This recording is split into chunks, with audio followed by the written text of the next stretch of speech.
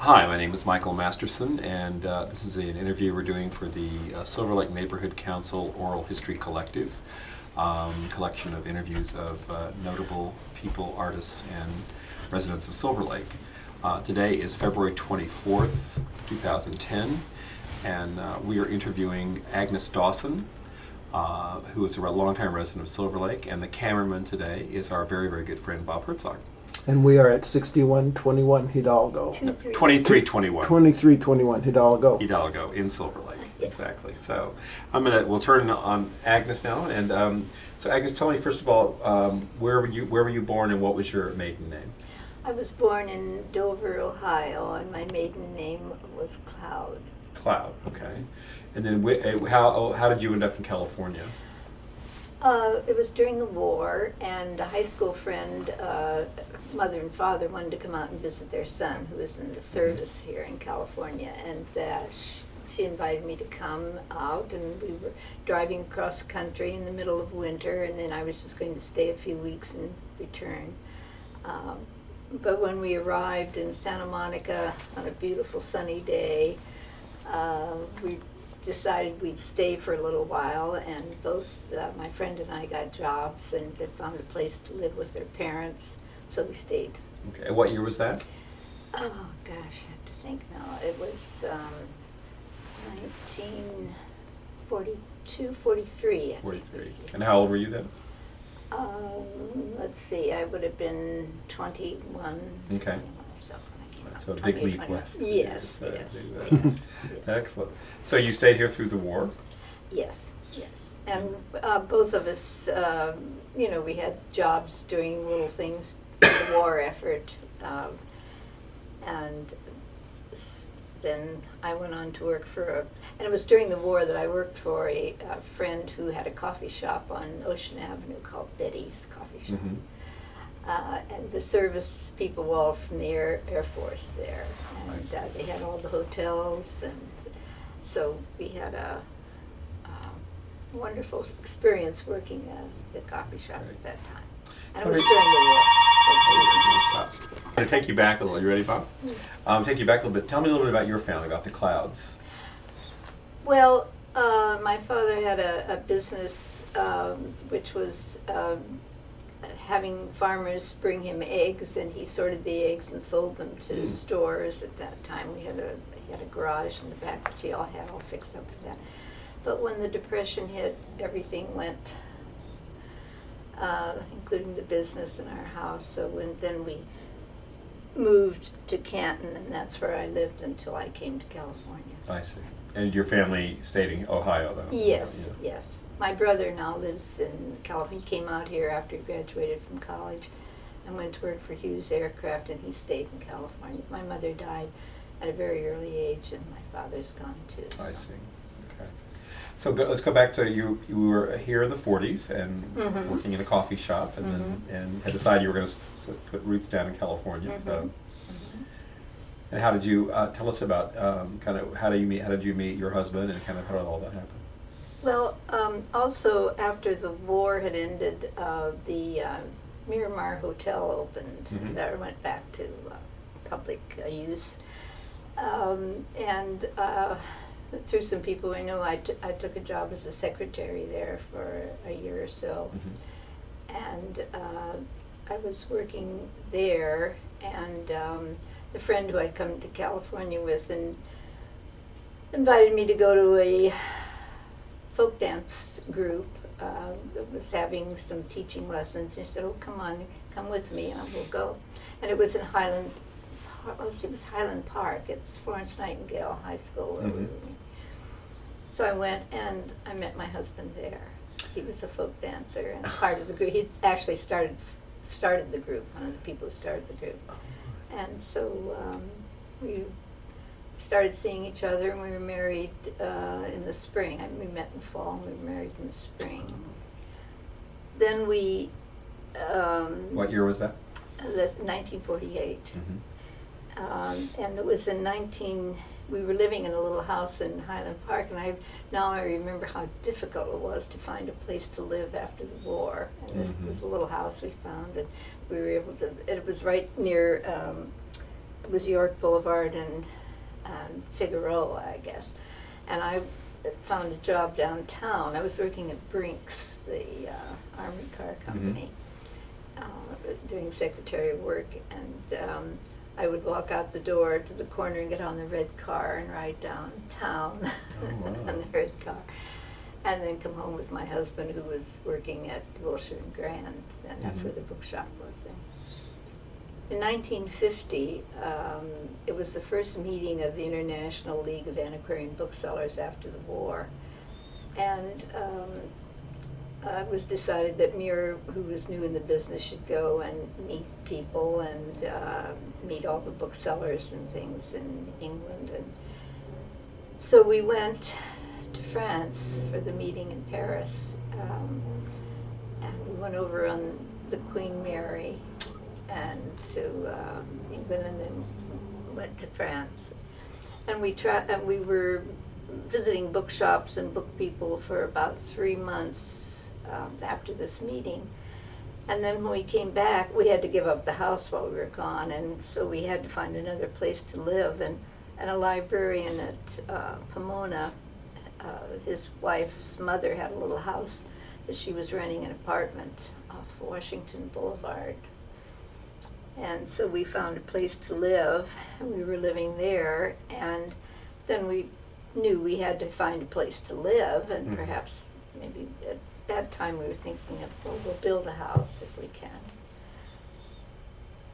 And we decided that we didn't want to drive long distance to go to work. That was the first criteria. We had to find a place that would be convenient to work. We thought it was going to be downtown, but Wilshire and Grand was torn down. That shop was torn down, and a savings and loan or something went in. And they had moved to Fifth and Figueroa, across from the Jonathan Club. And so we thought, well, they'll be there for, the foreseeable future, and we want to be close to where we could come to work, because I was working downtown too.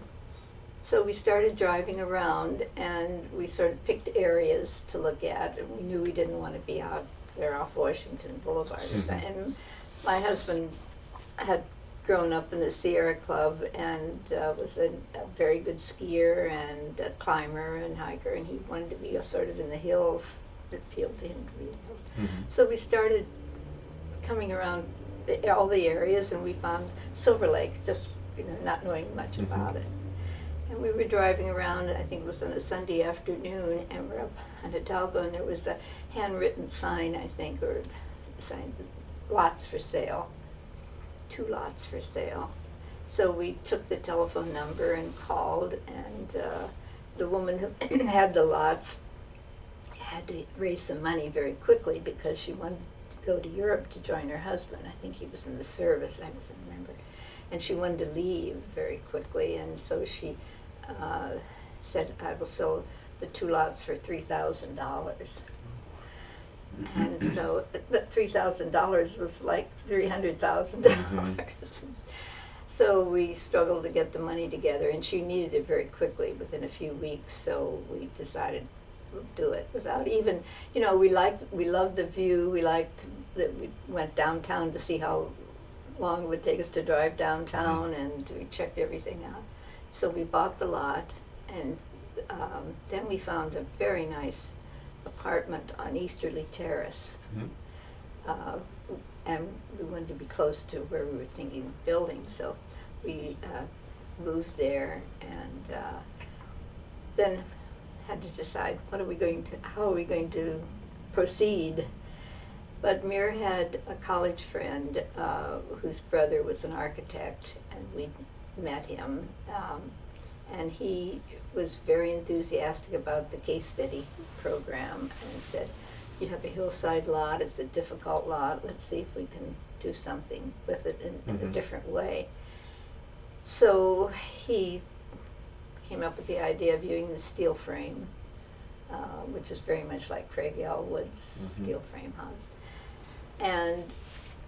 But the problem was the excavation, the foundation, and everything, and so the decision was we would build away from this is a fill on the lower end of Hidalgo, we built away completely from the fill down to the solid rock Mhm.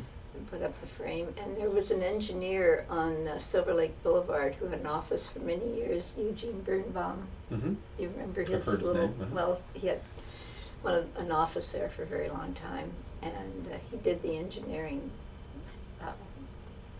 for us.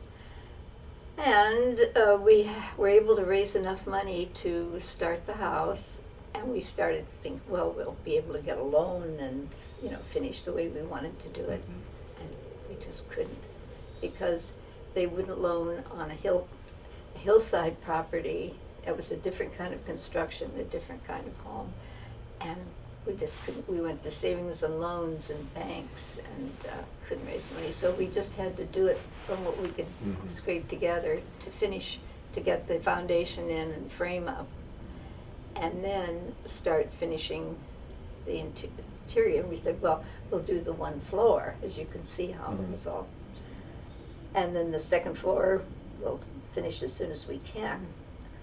Well, it went on because the architect never seemed to get anything done on time or finish anything the way he was supposed to. But he worked with a couple of workmen. He was very good. His father was a had a wood cabinet making Mhm. shop, and his mother was an interior designer, so he had a very good background in that. What was his name? Nash Anderson. Mhm. So they devised the open plan Mhm. and put in the cabinets, and finished the kitchen, Mhm. and of course everything, you know, the interior but it was nothing was finished, and we just ran out of money and couldn't go on. We couldn't Mhm. do it anymore, and so we just had to decide we've got to move in. We couldn't pay Mhm. rent the apartment. So we moved in when it was completely unfinished. As I said, there was a saw. Amir was working, you know, after hours and on weekends, and we finally finished it enough that it was livable. And then we decided we'd have to wait and see what we could do about getting a loan to finish the second floor. In the meantime, our son was born, and What year was that? 1956. Mhm. In January. He was Okay. supposed to be December, but it was January 56. So then it was 2 years. He was 2 years old, and we finally we were able to get the money through the Bank of America, and to finish the second floor. But it meant that Muir had to do most of the work himself. It was electrician we hired, and the plumbing he couldn't do himself. But everything else he did himself. Mhm. And we had to have somebody else just do some plans for us. And it took about 2 years to finish the lower floor work. What year was the house finally finished at that point? Let's see, about 58, I guess. And you'd actually broken ground in 52. 52, Yeah. so a long process. Yes, it was, Yeah. yeah. And then, you know, as you can see from the picture there was nothing. There were trees at the bottom of the lot, but there Mhm. was nothing. So we had to plant something to hold the bank. And we had a friend who worked for Payne, Thomas Payne, the nursery on Los Feliz. It was native plants. Mhm. And so he put in as much as he could native plants, and many of them are still there. It's the lemonade berry and sugar bush which have survived. We put in other things which didn't. And he planted the trees. He put in trees down below to hold the lower part of the Mhm. bank too. And so we were able to do that. And he was using all native plants? He did mostly, yes. That wasn't very common in that era, I No, wouldn't think. no. So unusually Yeah. responsive. And I don't know whether you know what they are, but you can see when we go outside Uh-huh. that they've survived. They've gone into trees. It was this lot was more or less had a sort of a level space there, as you can see, and it was used. People dumped all their trash on this lot. It took us years to clean off even now we can sometimes dig up glass or something down there. But it was a monumental job of cleaning that lot. And that would just take years. And then when we moved in, they were still using incinerators in the neighborhood. And there was one woman who lived just in the house down below us here. We never used one here, but she used it all the time, and the odor and the smoke would come up through our house. But the worst was she started several fires. And see, there was nothing on this bank, just ryegrass, and once it was very close. And then, thank God, they outlawed incinerators and wouldn't let them use them anymore. And, but it was, you know, those fire, and other people started fires on the hill because just a bit of wind, and we do get wind, would take the ash, and the whole hillside would go up in flames. Shocking, really. They let them do that. Yeah. So we were able to finally finish it. And then years later, the architect who did our building on Larchmont, Al Wells, was an old friend, a Sierra Club friend, and our folk dance friend too,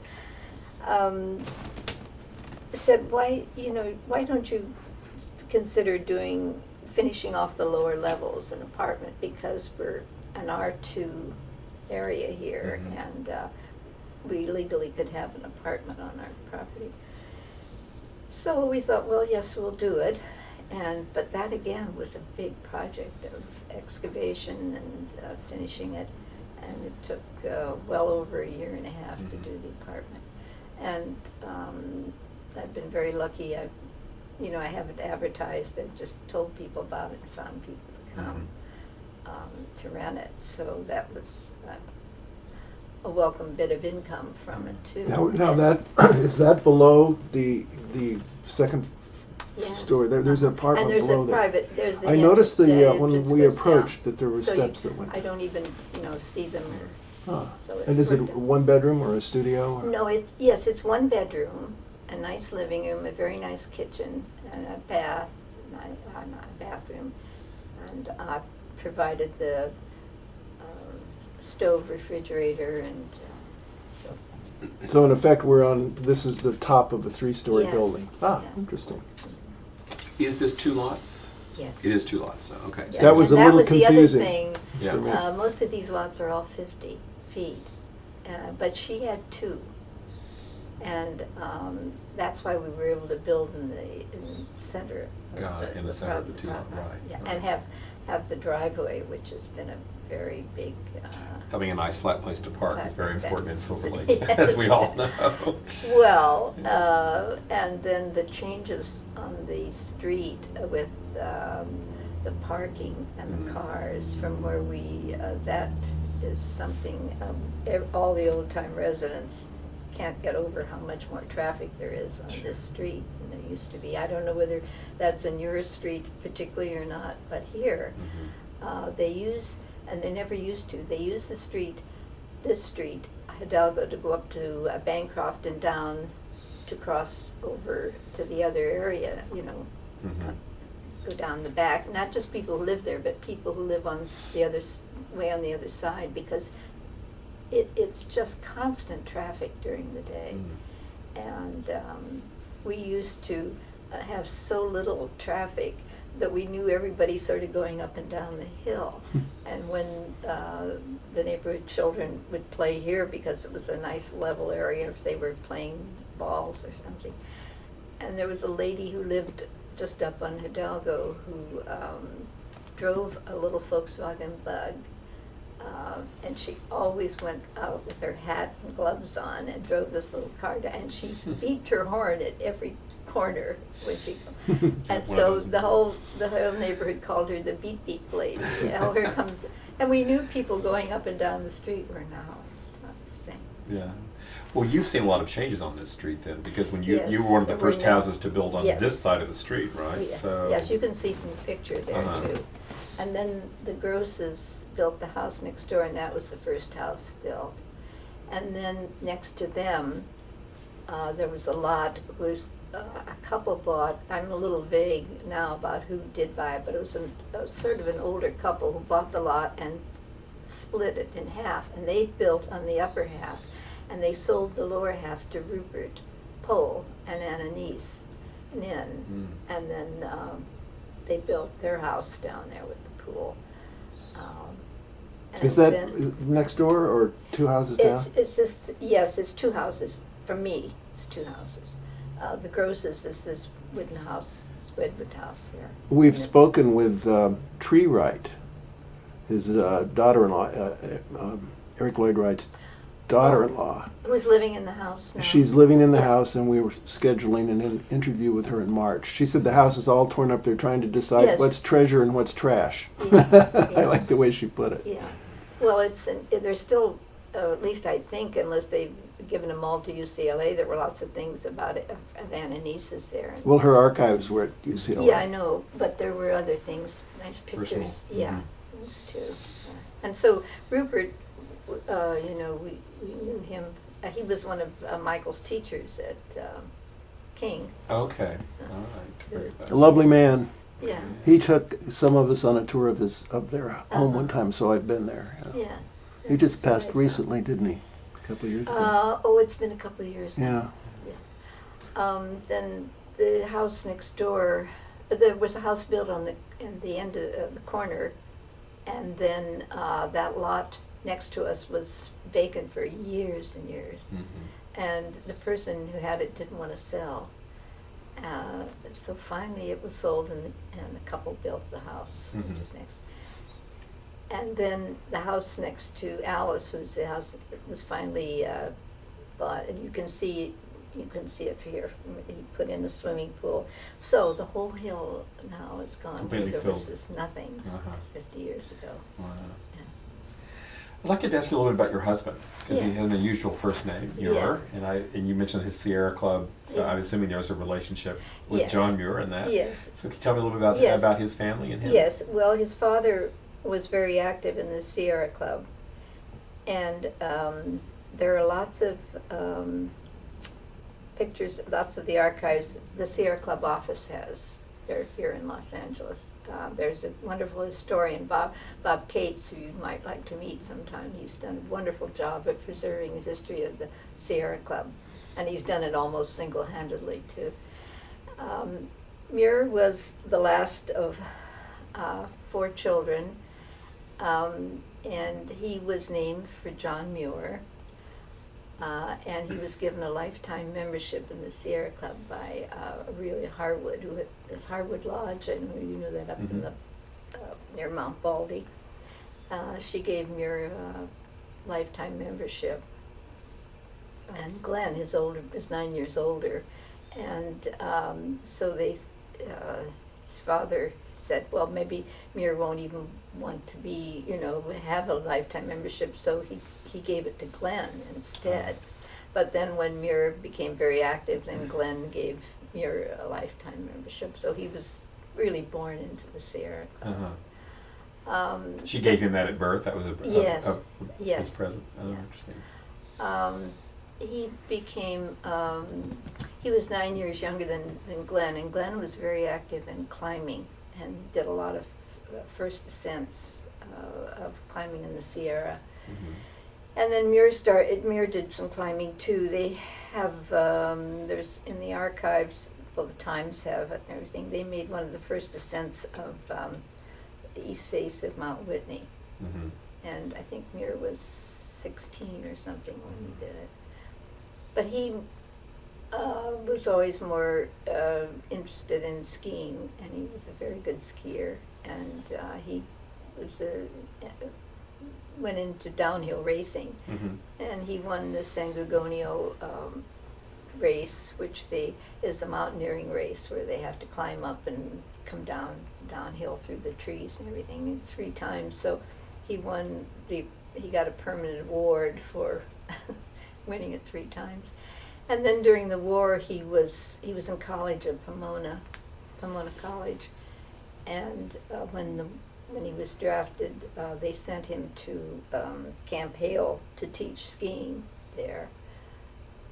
From there, then he went to the Aleutian Islands, and from the Aleutian Islands he went to Italy and was in the mountain troops that went, mountain artillery that went from Italy all the way up to France, and then the end of the war in France. And then when he came home, he had to finish college, and we were married, and he went back and forth to Pomona for about a year and a half, and finished up, and then he was working full-time at the bookshop. The Dawsons had had the bookshop for a long time. Tell me Yeah, a in little- 1905. They started in 1905. Uh-huh. Oh. Yeah. And that was the original location downtown? They had several locations downtown before they went to Wilshire and Grand. Okay. And that building, incidentally, the public library, Los Angeles Public Library, has many pictures of the bookshop and history you can look up. It was Carolyn Cole, wasn't it Carolyn Cole, who had that Los Angeles program about, she had the money for the this special program at the library about just doing Los Angeles families and history. I'm not acquainted. You aren't? No. Oh, well, you should look it up. Carolyn Cole. Yeah, you should look up on Los Angeles Public Library, Okay. and you can look up lots of things about the bookshop if you want to see it there. And she did a lot of research on the Dawsons and Yes. their history. Mhm. Yeah.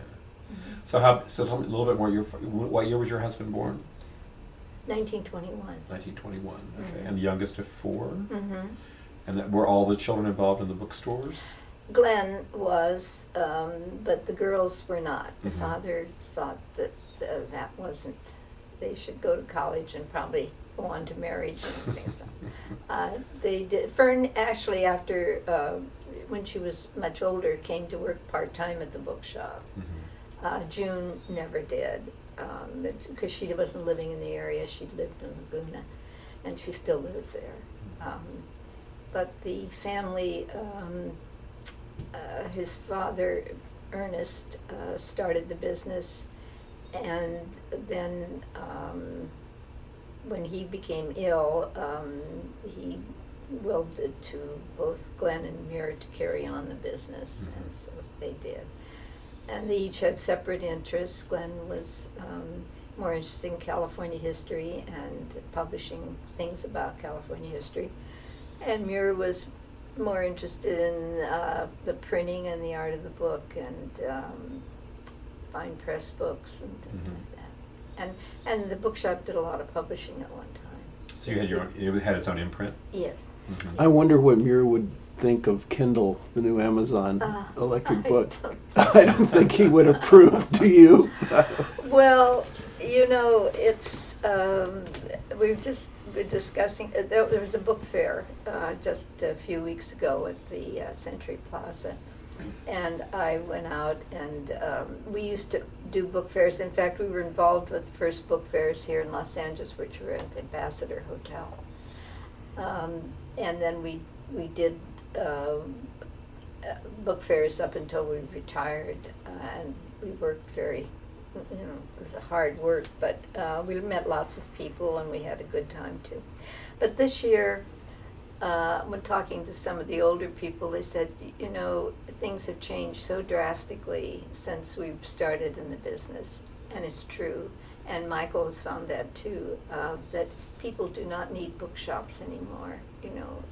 Although some people say, "Oh, I still want to go into a bookshop," but if you want to order a book, you order it through Amazon or a new book. Or Libris, or any number of Yeah, booksellers. That's right. Yeah, that's right. And it's a different world, and they don't need the upkeep of keeping a shop open or having employees. And they can sell around the world, not just locally. So it's, but I'm glad we were in the business when we were, and it was a great experience. And it's, it's a different world of booksellers and book collectors that you see than in a new bookshop. It's not the You- same. you worked see, in- we were primarily out of print and antiquarian books. Is that what Dawson's focuses Yes. on now? Did you yes. work in the shop? Yes. I think you waited on me one time. I wanted a book about an author who wrote about Florence, and I asked you about it, and you said, "Oh yeah, it's right here." And you reached behind you and pulled a book maybe down. so. But I didn't work on the floor as much. I did the. What happened was I was working at an office downtown, and they had someone come to work. They had employees who stayed a long, long time, but as they got older or retired or moved away or something, they hired someone, and the person, after they discovered, had been stealing money and had taken quite a bit of money from them, making deposits and things and changing things. So they had to get somebody else, and they had someone who would come in and sort of supervise, but she didn't want to work full time. So Mira said, "Well, would you just come and work till we find somebody?" And I didn't really know that much about accounting or what I was supposed to do. But I said, "All right, for a short period of time, I'll do it." And was there worked for over 40 years. And, Just filling in. Yes, that's right. And I learned a lot. But then the computer came, and the computer took over everything in the office work. And it was, and then by that time, it was time for us to retire, and Muir became ill, and we had to change our lives. So it was, but it was a wonderful 40 years we had, or more. How long ago did your husband pass away? He in 2005. Okay. He'd been ill. Well, he had a viral infection of the heart, and it damaged all 4 chambers of the heart. And it was a decision. The doctor said, "Do you want to be put on a list for heart transplant?" And said no, and with the age, and didn't want to do it. But he survived almost 10 years, and afterwards the doctor said he probably did better by not doing it. And but he died. We knew that it could happen at any time, and we were getting ready to go up to San Francisco for a big birthday party for a friend, and he'd been working on a little special gift that he'd made, and it was pouring rain, and we had problem with water going down into the apartment, which was something I haven't gotten into yet. But he went out to check on something and didn't come back, and I thought, what happened out there? And I went out, and he collapsed and died in the garden. He was already gone when I got to him. So it was a terrible, terrible shock and blow. But he was active right up to the very end, and wasn't bedridden. In his own home. Yeah. And there's a lot of blessing So in that, it was. I'd like to painful. go in my garden. Well, it was, and other friends who are going through this now at our age, it's happening, and more often. But yes, we were very fortunate. We're going to take a little tour of the house, I think, at some point. And also, one of the things that you showed us when we walked through earlier was your husband's. He also had a printmaking. A printing press. Printing press. Yes. Yeah. He had 2. He was very involved. Helping sell a special kind of press called the Harmar press, which an engineer had made, and he loved it. And he only made, I think, 10, not even 10 presses, and Muir helped sell almost all of them.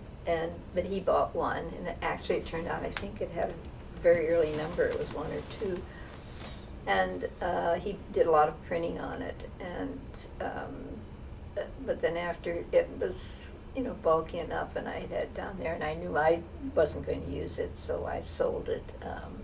But I kept the little Chandler and Price, which is the first press he had, and I can sell that someday, but I don't want to. Yeah. So. Yes, you'd be happy to go down and see. Yeah, I'd like to see the some of that. house. Okay, here we are. This is the exterior. Here we go, walking down the bridge toward the entrance to the house. I want to take a little pan backwards so you can get this beautiful mid-century modern house. 2 principal stories with a guest suite below, and the acacia tree in full bloom on this somewhat overcast February day. And down below is the deck. A beautiful, oh, you have cymbidium orchids down there. That cycad was a gift from the man who did the planting here on the bank. Beautiful. And it's been blooming it's been going for years.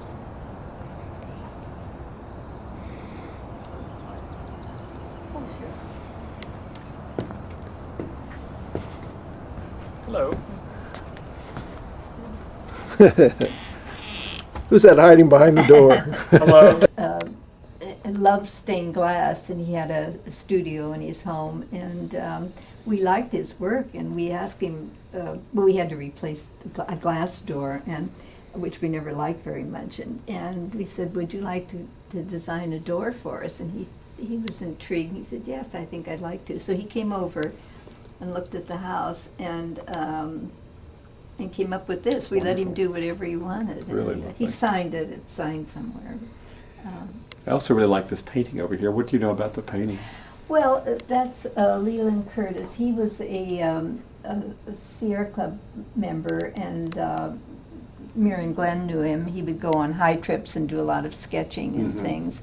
And I think he moved to Arizona, and then this painting came to the shop, and it was damaged. It's been repaired. And we liked it very much, and we didn't sell it, so Mira and I said, well, let's buy it, and we liked it. It's so, lovely. Yeah, it's yeah. a really California plein air school. Yeah, Painting. uh-huh. Looks like. Yeah, and we've been, we did camping in the Sierra, Up so. there, yeah. So we're on the original floor. It's the first part of the house that was completed when you guys were the first part you were able to complete. Yes, Anyway. yes. So do you want to just take us a little tour through here? Yes, certainly. The original entrance wasn't here. It was, the door was over here, as I remember. Mhm. And then when we put in the lower floor, we had to just make it over here, which worked out much better, actually. And we had the open floor plan, so it was our living room, dining room, kitchen, bedroom. Uh-huh. A little of everything. All together, and then we. And Was that your idea to have the cabinets like this? That I think no, it was the architects. Uh-huh. But Very they much. also performed as walls for you. Yes, that's right. Yeah. Very mid-century modern. Mhm. Yes. And then this one was our bedroom, and then eventually Michael's bedroom. Michael was home, and now it's my workspace, my computer room. So you're very up to date with an iMac. Yes, I like it. That's good. My mother has Yeah. It's very simple things I do. It's email and that. Uh-huh. internet and things, but I'm not into Graphic, Twitter or Facebook. graphic arts or Facebook. Oh, Oh, yes, the old upstairs bathroom with the old pink porcelain Yes. from the 50s. Yes, you can go in there if you want. Where is Yeah. it? That's fine. There's some pictures in there. This is good. This was one of our first. Mira's mother gave us some money when Michael was born, and we bought this print, Helen Siegel print, which we liked very much, called The Duckling. And she was shocked to think, oh, we would spend that money to buy a print. And but for your it's been- bathroom. But it's been there ever since. You Okay, can this shoot is the through kitchen, and that's Silver Lake down below. Looking west, and we see the ocean when it's clear. Oh, marvelous. Really? Yeah. Oh my gosh. It's right through that notch. Yeah. A wonderful view, yes. I will look up here and I walk around the lake almost every day. So Oh, do you? Yeah, so I'll look up and figure out which house is yours. And as Agnes was saying, on a clear day, from parts of the house you can see all the way to Marina del Rey and the Pacific Ocean. See the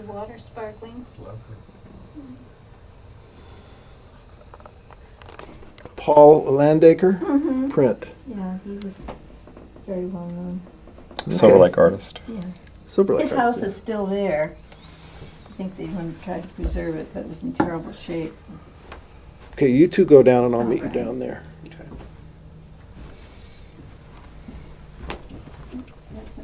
Got some wonderful things on the Yes, wall and here. that's his, too. This is his too. There's Frank Coburn. That's This one? Chinatown, Los Angeles, about 1910. Wow.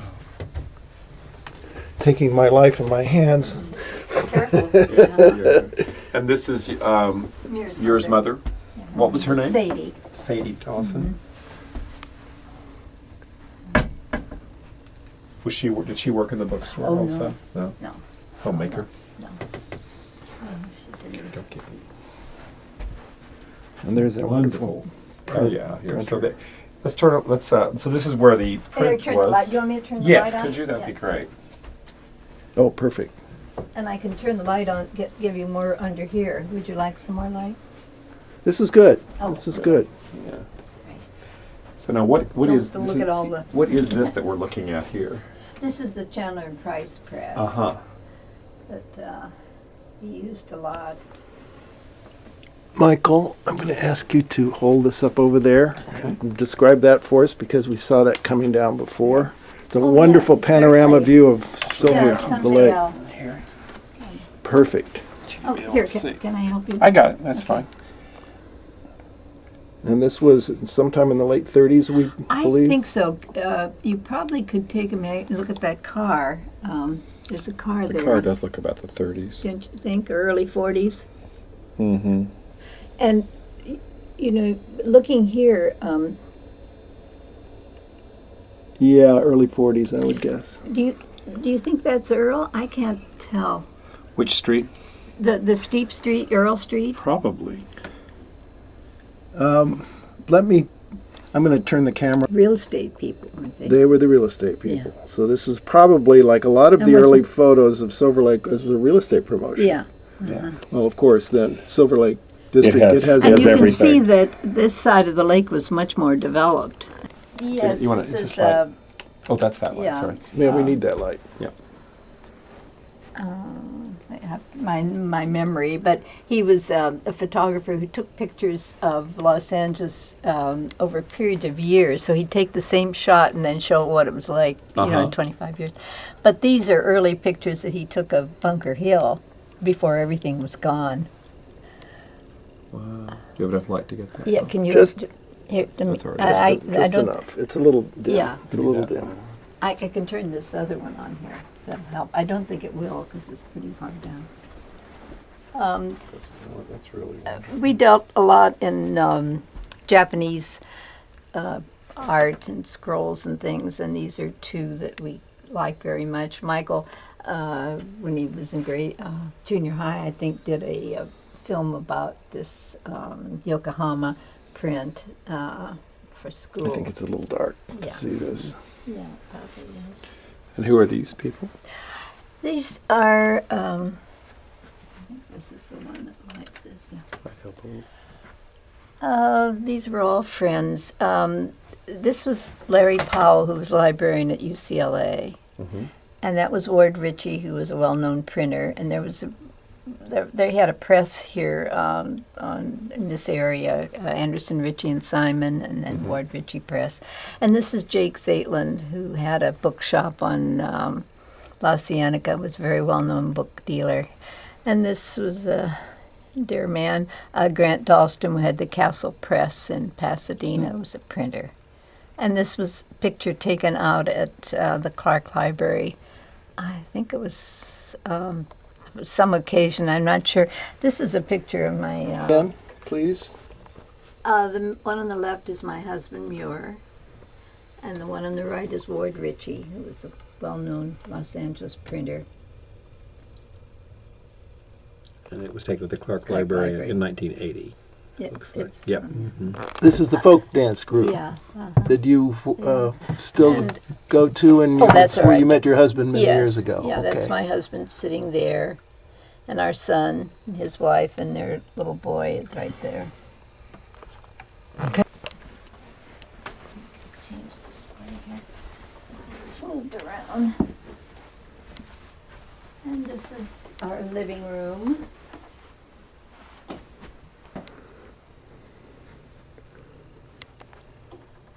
I'm up too close. Oh, you want to stand over here? I'm going to just move in front of you and do a little pan around Okay, to back- the Back a garden. little bit.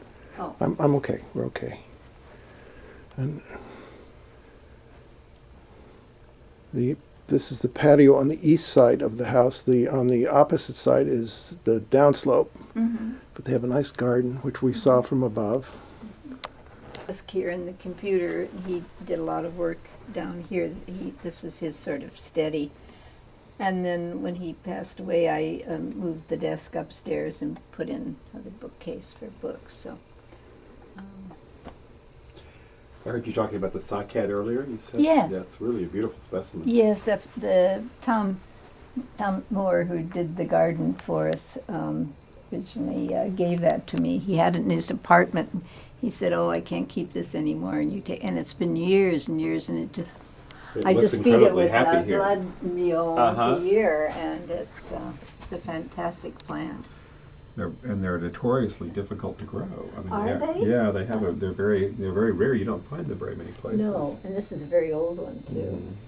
So I've been very lucky that it's just, I don't do anything to it except keep it watered. I should do some trimming on the bank now. It's getting too, getting too heavy. That has to be cleaned out. And the trees too should be trimmed down. Well, I can You show you book here us. in the bedroom. You can see. That's my son and grandson. I'm blocking all the light. And he's still running Dawson's on Larkspur? Yes, yes. Mhm. He's Third doing generation. what shape the bath? This is.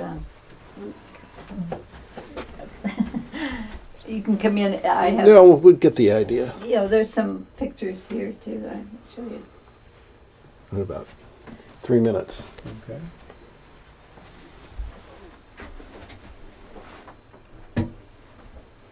I'm getting a lot of glare. Oh yeah, I'm sure you are. You'll get more glare in here too. These are Landigger prints.